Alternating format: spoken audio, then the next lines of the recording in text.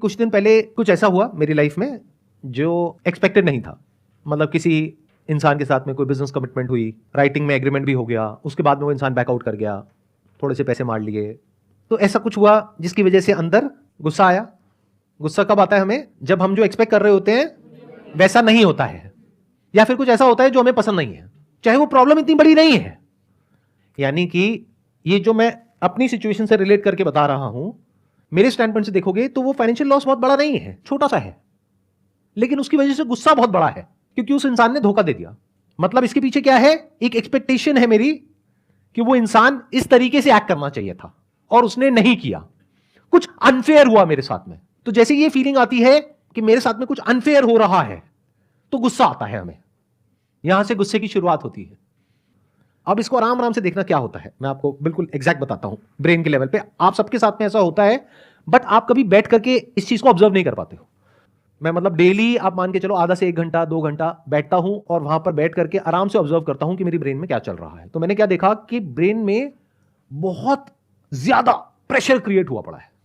मतलब एक एनर्जी है जो बहुत तेजी से चल रही है और उस वक्त मन कर रहा था कि किसी भी तरीके से इससे मैं फ्री हो जाऊं।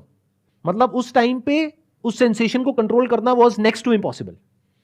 तो मेरा मन क्या कर रहा था कि उस इंसान को फोन मिलाऊं और अपने अंदर की जितनी भड़ास है सारी निकाल दूं।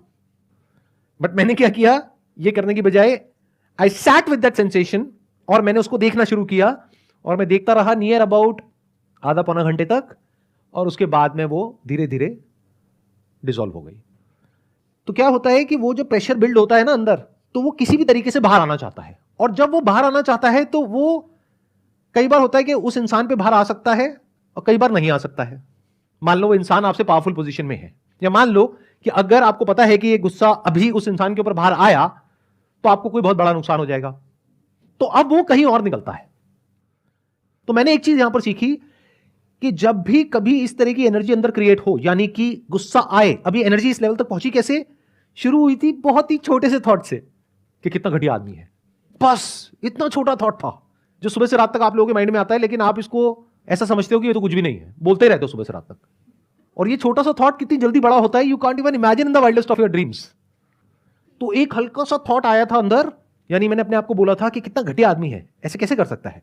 और वो थॉट आ तो गया, बट उसको निकालने का कोई तरीका नहीं है, वो कंटिन्यू हो गया। मैं अपने और काम कर रहा था, लेकिन बैक ऑफ द माइंड वो चल रहा था।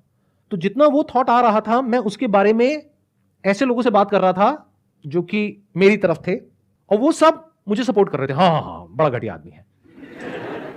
तो वो थॉट और पक्का हो गया, तो मुझे वैलिडेशन मिल गया कि मैं सही सोच रहा हूं। अब अगर मैं सही हूं और सामने वाला गलत है और 10 बंदे मेरे आसपास वाले कह रहे हैं कि वो गलत है और तू सही है, तो वो तो थॉट और पक्का हो गया।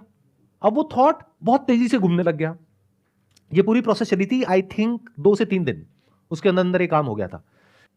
और फाइनली 2-3 दिन बाद में जा करके मुझे खुद भी नहीं पता लगा कब मैं एक ऐसी सिचुएशन में बैठा था जहां पर कि मेरे को हेडेक हो रहा था और ब्रेन में इतनी तेजी से वो सेंसेशन चल रही थी, जिस टाइम पे I was in a kind of a situation कि अगर वो मेरे सामने होता इंसान तो पता नहीं क्या हो जाता।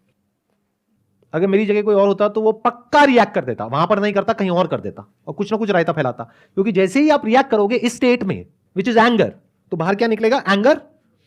तो वो जो एनर्जी होगी जहां भी जाएगी, जिससे भी जाकर के टकराएगी, वहां से सामने से एक रिएक्शन आएगा। जैसे ही रिएक्शन आएगा आपको और गुस्सा आएगा। यानी उस गुस्से में अगर मैं उस इंसान को मैसेज कर देता कि तू ऐसा कैसे कर सकता है, तू कितना घटिया आदमी है, ये है वो, कुछ ना कुछ रायता मैं जरूर फैलाता, तो सामने से कुछ ना कुछ रिएक्शन आता, और रिएक्शन आते ही मेरी जो साइकिल है ये और स्ट्रांग हो जाती, गुस्सा और बढ़ जाता, फिर मैं कुछ और बड़े लेवल पर रिएक्ट करता, फिर सामने वाला भी बड़े लेवल पर रिएक्ट करता।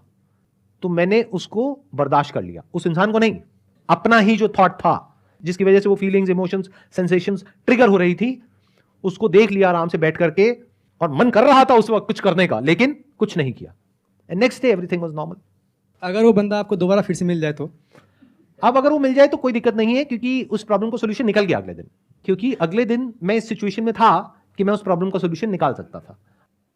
आराम से बैठ करके इस चीज को देख पा रहा था कि अगर ऐसा हो भी गया तो इसका मतलब ये नहीं है कि एक इंसान चोर है तो पूरी दुनिया चोर है, या एक इंसान घटिया है तो सभी घटिया है। ये गलती हम कर बैठते हैं, और उसकी वजह से क्या होता है, हमारा पूरा वर्ल्ड व्यू चेंज हो जाता है। देन हमारा नेचर ही ऐसा हो जाता है कि हमको हर एक पे गुस्सा आने लगता है। और ऐसे बहुत लोग हैं, सड़क पे आप जा रहे हो, हल्का सा टक्कर हुई भी नहीं है, थोड़ा सा उसके पास पहुंच गए और इधर से उसने देखा, आपने बड़े भोलेपन से उसको देखा, बताऊं तेरे को? तो क्या बताएगा भाई, कुछ नहीं हुआ है, और क्यों बताना है तुझे मुझको, मैं कौन हूं?